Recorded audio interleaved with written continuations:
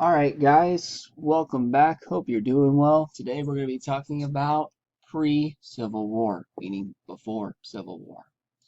A house divided against itself cannot stand, and when our country's divided against itself over slavery, it could not continue. So, the extension of slavery. As the United States was moving westward, new states were joining the Union, and this causes a serious problem. Now, this is going a little bit farther back, but in the year 1819, we had 11 slave states and 11 free states. When the state of Missouri wanted to enter the Union, this left a huge debate because the Missouri wanted to join as a slave state. Now, to the north, obviously they didn't want Missouri to come in as a slave state because it would give two more senators to the South in the Senate, and they would have more power in the South or in the Senate than the North. Currently, at that time period, it was 22 senators in the Senate who were against slavery and 22 senators for slavery. Dead even, they were balanced. Now, from the South's perspective, obviously they wanted to make sure they could get as many senators as possible to ensure that slavery could never be repealed or taken away from them in the Senate. So they loved the idea of Missouri joining the Union as a slave state. But the reality is for states to join the Union, they need both sides to agree. And in order to agree, they came up with a compromise. Remember that Henry Clay person? Corrupt bargain? Seems like a little while ago, but he's back again. And he brokers a deal, a compromise between the South and the North. It's called the Missouri Compromise. Missouri would enter the Union as a slave state. Simultaneously, Maine would enter the Union as a free state. So the balance will remain. Two senators will join, two for slavery, two against slavery in the Senate. So the balance will remain. So that seems like a pretty fair deal, right? There's a little bit more involved. Henry Clay made it in this deal that states north of Missouri could not become slave states. So all that unorganized territory, this is before the Mexican-American War, so all that territory that we gained from Louisiana that was yet to become states, north of the 3630 parallel, all those states were future states were to be free, except for Missouri, because that's what the compromise is for. And everything below that would be slave territories. Obviously, if you look at the map, you can see that it is much bigger territory, so this is a good deal for the North. In fact, an incredible deal. Now, why would the South want to give up so much power that all that territory would eventually become free states? Because the North gave the South something they wanted also. That's part of the compromise. Both sides have to get something they want. The South gained through the Missouri Compromise something known as the Fugitive Slave Law, which basically said that if slaves escaped into free territories, the people in the South had the right to pursue their slaves and bring them back to the South where they belonged. Now the North would be no longer a guaranteed safe haven anymore for escaped slaves. So again, it came at a huge price. People started seeing the writing on the wall. Thomas Jefferson saw the bitterness of slavery and the feelings towards it, and saw that it was a serious threat to the Union. And he said that one day slavery would drive the nation into two. And in theory, if more states don't join, or if more territory isn't acquired, then eventually the North will gain enough senators to get rid of it in theory.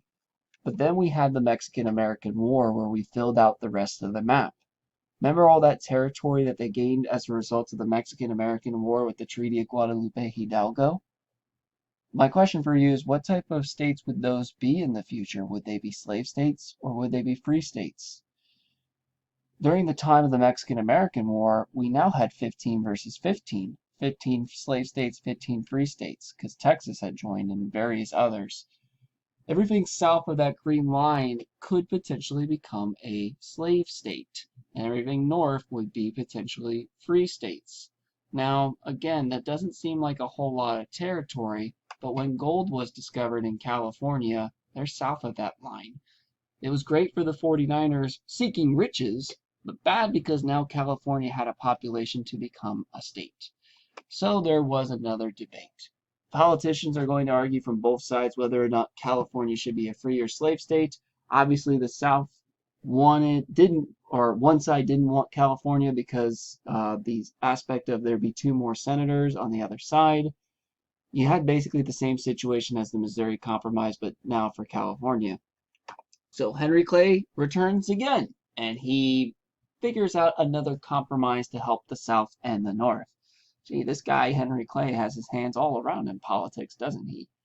He was the one who did the Missouri Compromise, so he'll be the one who comes up with the Compromise of 1850. So this compromise lands on President Zachary Taylor. Remember him, Mexican-American War, general's desk? And he opposed the compromise and left it there. However, he would die. And in 1850, Millard Fillmore, the 13th president, will sign it into law. Here's the details of that compromise. The North will get California as a free state. What? California is a free state? Yeah, the people of California didn't want slaves. They thought slavery was bad. So this helped out the North, as in California became a free state. So they got more senators in the Senate. But just like the Missouri Compromise, where in order to get that, the South is going to want something in return. Well, the South got this. Future states in the Mexican Cession Territory would determine the issue when it comes to whether or not they want to be slave states by something known as popular sovereignty. This simply means they'll vote on it, the people actually there. And they also got tougher fugitive slave laws. That meant that some stuff north of that 3630 parallel could potentially become slave states. But it got even worse with another compromise known as the KansasNebraska Act. So 4 years later, Senator Stephen Douglas, keep the guy's name in mind because he's going to face Lincoln one day for president, he was starting to come up with ideas to expand the riches of his state, Illinois, by building a railroad to the Pacific coast, the Transcontinental Railroad. If you know anything about Chicago, Illinois, that's the railroad hub center of the United States. And he was suggesting that in order to do this, we should create two new territories, Kansas and Nebraska, in order to do so. Now, the South was outraged. They're like, okay, we don't want Kansas and Nebraska to become free states, so why would we want to vote with you to get this passed in order for your state to get rich, and then the people who are against slavery get 4 new senators at that point in the Senate who could possibly get enough votes to abolish slavery. So the South was like, why would we want to do that? But Stephen Douglas is going to work out a deal with the South. To gain Southern support, Stephen Douglas said, hey, if you let me do this, if you vote Kansas and Nebraska in, then I'll make it in my KansasNebraska Act that they will be determined by popular sovereignty as well. Now, the biggest difference here is this is Louisiana territory, like the Louisiana Purchase territory, meaning that effectively that line that the North got with the Missouri Compromise was effectively repealed. So now the South was all for this. That line means nothing. All that territory in blue could potentially be future slave states now. So the South gave the votes that Stephen Douglas needed at that point. They're like, yes, by all means, build that railroad, become a very wealthy place, Illinois. And we're going to send a bunch of farmers in that territory to make sure that it becomes a slave state one day, the Kansas and Nebraska territory. The North was outraged by this. They called Stephen Douglas a traitor. They're like, you're literally jeopardizing our ability to potentially remove slavery forever just because you want a railroad. After months of debate, though, because of Southern support, the Kansas-Nebraska Act will be passed, and the president will sign it, but not Millard Fillmore. He'll be gone at that point. President 14, Franklin Pierce, a Democrat who was for slavery, was eager to sign that bill. It should be noted that Franklin Pierce was a little bit different on his views on slavery, but he was a Democrat and a supporter in the South. But anywho, this got into a situation where if you just signed a bill that said, hey, Kansas and Nebraska are going to be determined by popular sovereignty, meaning that the people actually there are going to vote on whether they want to be free or slave, what's the logical thing to do at that point? Send a bunch of people to Kansas to make sure that they vote. Once that act was passed, then you had something in history known as Bleeding Kansas. People from the North who were against slavery and people from the South who were for slavery flood the territory of Kansas, to make sure when they vote whether or not they're a slave state, that their votes counted and they could possibly influence it. Now, do you think it's a good idea that people who are for slavery and people who are against slavery are all getting together in one location? And also, this is the day and age of the Wild Wild West. There wasn't necessarily any police stations or anything like that out in this territory. So do you think that they'll always get along? No, hence the word bleeding Kansas. The first vote was cast, and only 3,000 people were eligible for that vote, but yet 8,000 votes were cast. So obviously, many votes were done illegally. And it turned out in the first vote that Kansas would be a free state. But obviously, the people in the South were very upset by this, so they demanded for a second vote. And then they got the votes they needed for it to be a slave state. But that complicates matters even more. Now you have people saying, no, we actually won the first vote. This is a free state. And then Senator's like, no, you illegally voted. We won the vote. And it's like, no, we didn't even bother voting because we already won the first vote. We thought this was a done deal. Kansas will become a mess. You have one side claiming the state to be a free state and the other saying it is a slave state. Violence is going to occur on both sides. Now I'll give you one example of this violence, and that was John Brown. John Brown was someone from Connecticut who, when this KansasNebraska Act was passed, went over to Kansas to basically be there and be ready to vote because he was against slavery. And he went down into an area in Kansas known as Pottawatomie Creek, and he murdered 5 pro-slavery people to make sure that they would not be there to vote, which is kind of extreme. This is kind of like an example of how you get this bleeding Kansas situation. This isn't just one situation.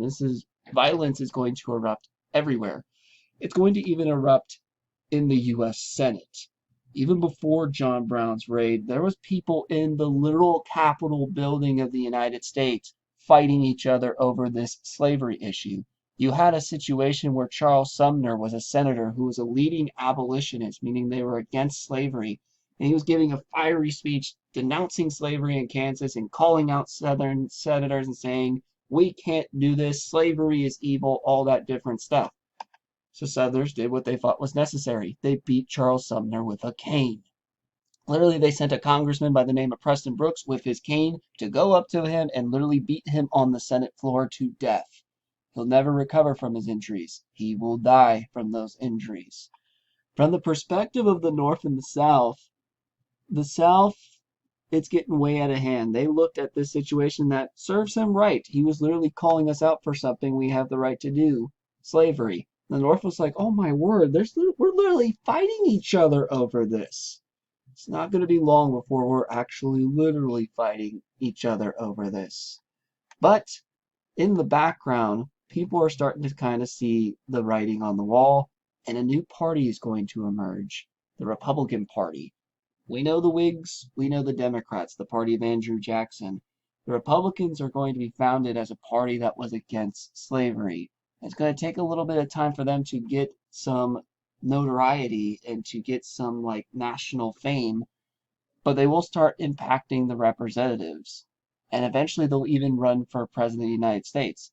They won't be successful for president number 15. That'll be Buchanan, but I'm sure you already know who president number 16 is. Anywho, that'll conclude it for today, guys, about a little bit of a summary for pre-Civil War where you saw all these compromises where people are getting a little bit violent over these slave versus free states. Make sure you complete the worksheet and turn it in at turnitin.com. Tomorrow we'll be talking about where some violence will escalate even more, and we'll get to an outright declaration that the Civil War will begin. Take care, though, guys.